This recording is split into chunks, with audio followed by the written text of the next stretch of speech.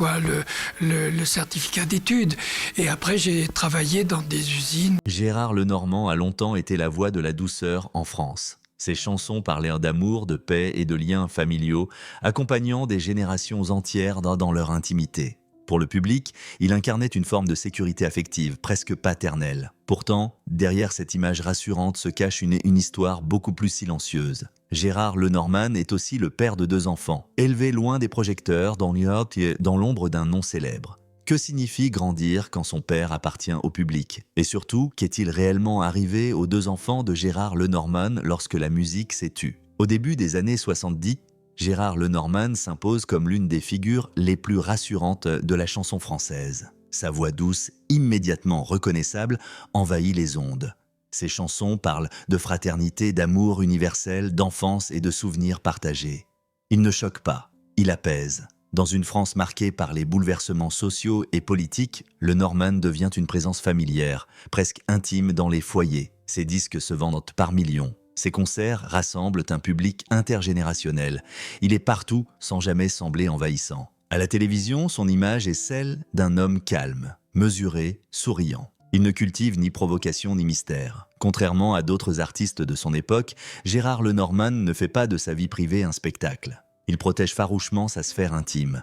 Cette discrétion renforce encore l'aura de respectabilité qui l'entoure. Pour le grand public, il incarne une réussite complète, une carrière solide, une trajectoire sans heurts, une stabilité rare dans le monde du show business. Dans ce contexte, la paternité de Gérard Lenormand s'inscrit naturellement dans le récit collectif. Il devient père de 2 enfants à une période où sa carrière est déjà bien installée. Rien n'est médiatisé, aucun cliché de famille. Aucune interview détaillée. Cette absence d'exposition donne l'illusion d'un équilibre maîtrisé, comme si l'artiste avait su préserver un cocon familial à l'abri des projecteurs, loin du tumulte du succès. Pourtant, la réalité quotidienne est plus nuancée. Derrière les albums et les tournées, Gérard Lenormand est un homme constamment sollicité. Les concerts s'enchaînent, les déplacements sont fréquents. Les obligations professionnelles dictent le rythme de la vie familiale, il est présent par intermittence, aimant mais souvent absent. Pour ses enfants, cette situation devient la norme. Ils grandissent avec un père admiré par des milliers de personnes, mais dont la présence à la maison reste irrégulière. L'enfance des 2 enfants se déroule donc dans un cadre paradoxal. D'un côté, une certaine sécurité matérielle offerte par le succès de leur père. De l'autre, une distance affective difficile à nommer. À l'école, le nom Lenormand attire l'attention. Il suscite la curiosité, parfois l'envie.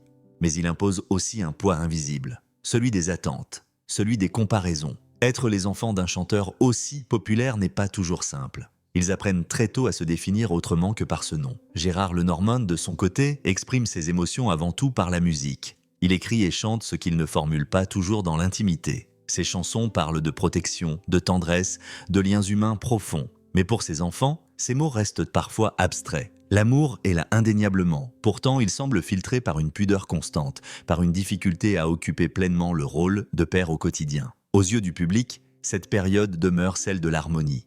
Rien ne laisse présager de fracture. La carrière continue. L'image reste intacte, mais sous cette surface lisse, des silences s'installent. Des habitudes d'absence se normalisent, et sans bruit, les bases d'un déséquilibre futur commencent à se former, lentement, presque imperceptiblement. Le tournant décisif dans la vie familiale de Gérard Lenormand ne survient pas brutalement. Il s'installe dans une période de transition, à la fin des années 80, lorsque la carrière de l'artiste commence à ralentir. Le paysage musical change, les modes évoluent, les voix nouvelles occupent l'espace médiatique. Gérard Lenormand reste respecté, mais il n'est plus au centre de l'attention. Cette perte progressive de visibilité agit comme un miroir. Elle renvoie l'homme à ce qu'il a longtemps tenu à distance, sa vie intime. C'est dans ce contexte que le couple parental se désunit. La séparation marque une rupture profonde pour les 2 enfants.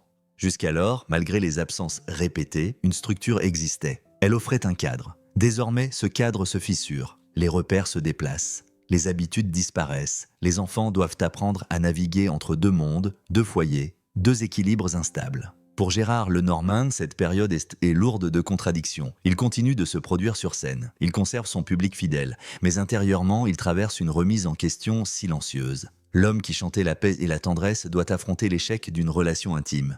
Il ne s'exprime pas publiquement sur cette douleur. Il la garde pour lui. Comme souvent, il préfère le silence à la confrontation. Les deux enfants vivent cette rupture de manière asymétrique. L'aîné adopte rapidement une posture de recul. Il observe les adultes, leurs tensions, leurs non-dits. Il comprend que les décisions se prennent sans lui. Cette lucidité précoce l'amène à se protéger émotionnellement. Il réduit ses attentes. Il accepte la distance comme une nécessité. Cette attitude, en apparence mature, masque une blessure profonde, celle de devoir grandir trop vite. Le plus jeune, au contraire, ressent la séparation comme une injustice. Il éprouve un sentiment d'abandon plus aigu. L'absence du père, autrefois compensée par la stabilité familiale, devient désormais plus visible. Chaque tournée, chaque déplacement prend d'une dimension nouvelle. Ce ne sont plus seulement des absences professionnelles. Elles deviennent des manques affectifs. Des rendez-vous manqués qui s'accumulent. Un événement précis cristallise ce malaise. Lors d'une période charnière dans la vie de l'un des enfants, un moment important se déroule sans la présence de Gérard Lenormand.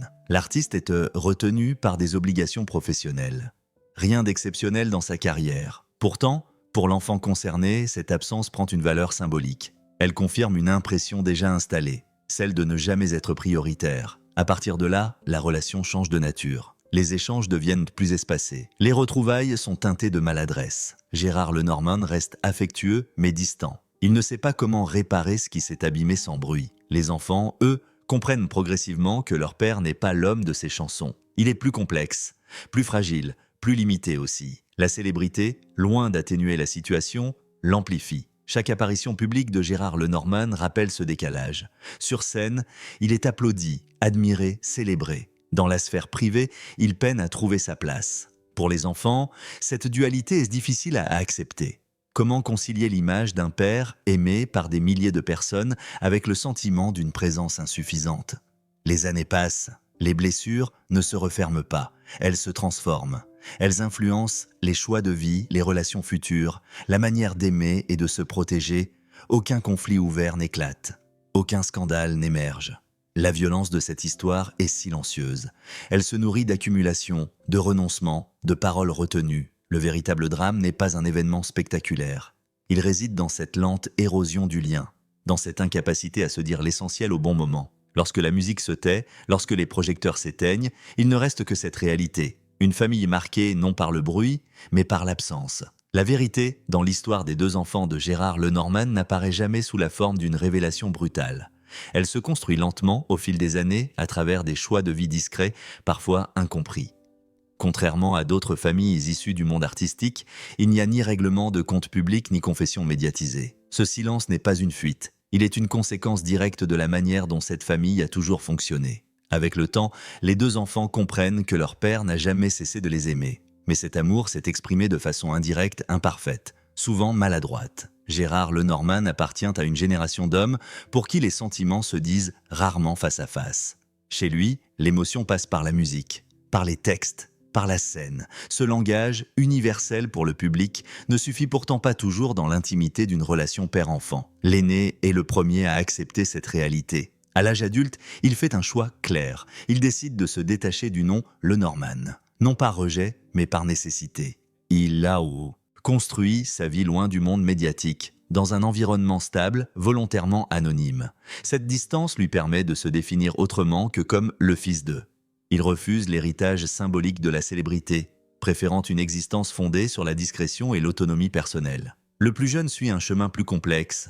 Longtemps, il reste prisonnier d'un espoir. Celui d'un rapprochement plus profond, d'un dialogue enfin abouti. Il oscille entre compréhension et frustration. Il admire l'artiste, mais attend l'homme. Cette attente prolongée engendre une vulnérabilité émotionnelle plus marquée. Il lui faut du temps pour accepter que certaines réponses ne viendront jamais, non par manque d'amour, mais par incapacité à les formuler. La relation avec Gérard Lenormand évolue alors dans un équilibre fragile.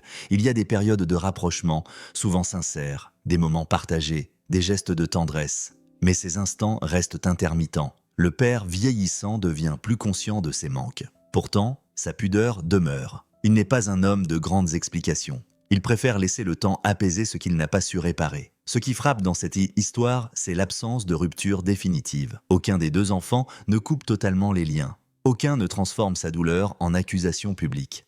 Cette retenue révèle une forme de loyauté silencieuse. Malgré les blessures, le lien n'a jamais été entièrement rompu. Il est resté incomplet, imparfait, parfois frustrant, mais vivant. Peu à peu, chacun des enfants trouve sa propre manière de faire la paix avec cette histoire. Il cesse d'attendre un père idéalisé. Ils acceptent l'homme tel qu'il est, avec ses limites, ses silences, ses contradictions. Cette acceptation ne signifie pas l'oubli. Elle marque simplement la fin d'une lutte intérieure. La célébrité de Gérard Lenormand n'a pas créé les failles de cette famille. Elle les a rendues plus difficiles à combler. Elle a introduit une distance supplémentaire entre l'homme public et le père privé. Une distance que ni les chansons ni le temps n'ont totalement effacée. Aujourd'hui, les deux enfants poursuivent leur route sans chercher à exploiter l'héritage artistique paternel. Leur choix est révélateur. Ils ont préféré hériter d'une forme de liberté intérieure plutôt que d'un nom trop chargé de symboles. Et dans cette décision silencieuse se cache peut-être la vérité la plus profonde de leur histoire. L'histoire des deux enfants de Gérard Lenormand ne se termine pas par une réconciliation spectaculaire, ni par une rupture définitive. Elle s'achève dans une zone plus floue, plus réaliste. Une zone où les liens familiaux existent encore, mais sous une forme transformée. Avec le temps, chacun a compris que certaines attentes ne seraient jamais pleinement satisfaites. Et que vivre, parfois, consiste simplement à accepter ce qui ne changera pas. Porter le nom de Gérard Lenormand n'a jamais été un scandale. Ce n'a jamais été non plus un refuge absolu. Pour ses enfants, ce nom a représenté une présence paradoxale. Il ouvrait des portes dans l'imaginaire collectif, mais fermait parfois celle de l'intimité. Il rappelait sans cesse l'existence d'un père admiré, aimé, applaudi, mais dont la place au sein du foyer est restée fragile. Cette contradiction a façonné leur manière de voir le monde, d'aimer, de se protéger. En grandissant, les deux enfants ont compris que la célébrité n'est ni une faute ni une excuse. Elle est un contexte, un cadre qui amplifie les qualités, mais aussi les failles humaines.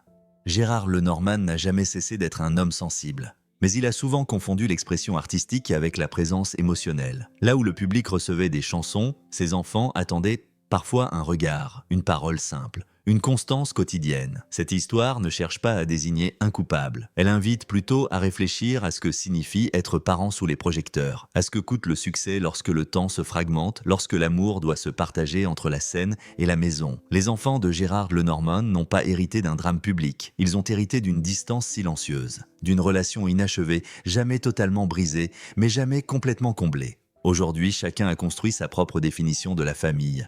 Une définition moins idéalisée, mais plus lucide. Ils ont appris que l'on peut aimer sans comprendre entièrement, que l'on peut rester lié sans être fusionnel, que certaines histoires ne trouvent pas de résolution parfaite. Elles se déposent simplement avec le temps, comme une musique que l'on n'écoute plus, mais dont la mélodie continue de résonner intérieurement. Le paradoxe est peut-être là. Gérard Lenormand a offert au public des chansons capables de rassembler des millions de personnes autour d'émotions communes. Mais dans sa propre famille, ces émotions ont parfois circulé plus difficilement. Non par manque de sincérité, mais par pudeur, par maladresse, par peur de ne pas savoir dire autrement. Au final, l'héritage le plus lourd n'est pas celui de la gloire, c'est celui des silences transmis de génération en génération. Et parfois, le véritable courage ne consiste pas à briller, mais à apprendre à vivre avec ce qui n'a jamais été dit.